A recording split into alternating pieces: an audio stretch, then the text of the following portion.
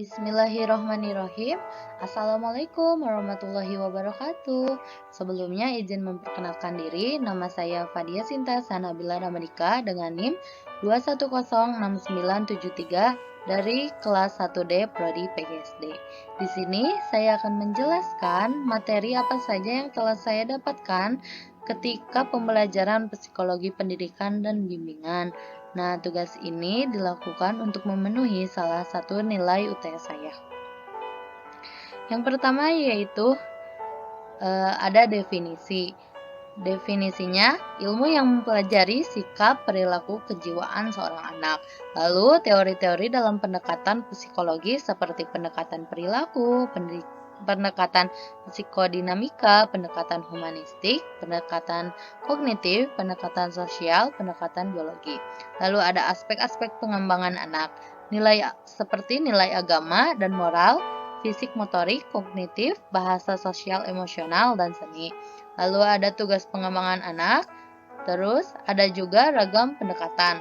Nah, psikologi merupakan suatu aspek ilmu pengetahuan dan ilmu terapan yang mempelajari cara berpikir, perilaku, perkembangan kemampuan kognitif, perkembangan kemampuan sosio-emosional, perkembangan bahasa, melalui prosedur ilmiah. Dapat dinyatakan sebagai ilmu yang mempelajari perkembangan jiwa seseorang. Lalu ada pengertian usia anak.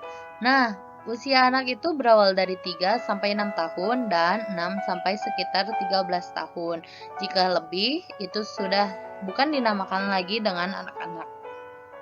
Di usia itu, anak masih belajar perkembangan cara berpikir seperti pertanyaan-pertanyaan yang sering anak tanyakan.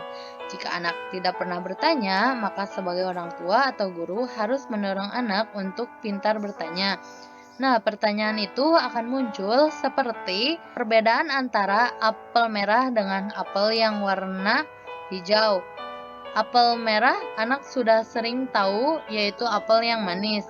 Lalu anak akan bertanya, mengapa apel yang berwarna hijau juga itu manis? Nah, kita harus bisa menjelaskannya kepada anak agar anak itu mengerti. Lalu, perilaku emosional akan tumbuh dengan sendirinya. Maka dari itu, orang tua ataupun guru harus bisa mendidik anak berperilaku seperti apa yang benar dan salah.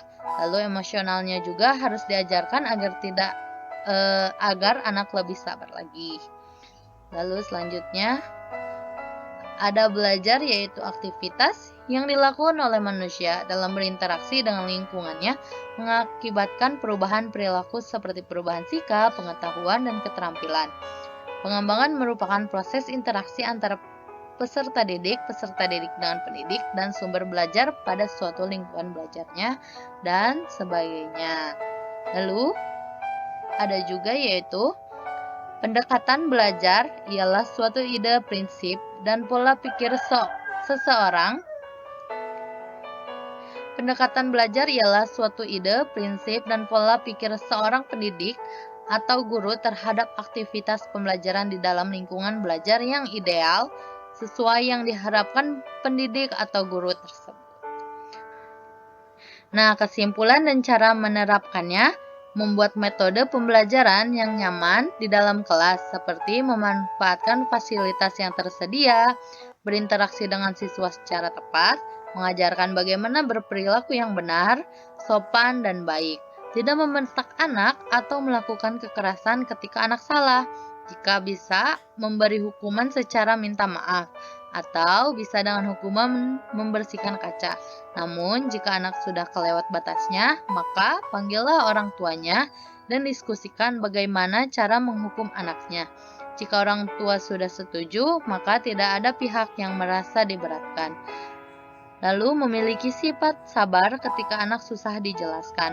Mengajarkan berbahasa yang baik dan sopan kepada orang yang lebih tua, teman sebaya, dan orang yang lebih kecil dari umurnya. Sebenarnya, dalam ilmu ini, kita masih banyak juga pembelajaran yang Ibu berikan kepada kita. Namun, cukup sekian saja yang saya jelaskan. Mohon maaf bila terdapat banyak kesalahan. Billahi taufik wal hidayah. Wassalamualaikum warahmatullahi wabarakatuh.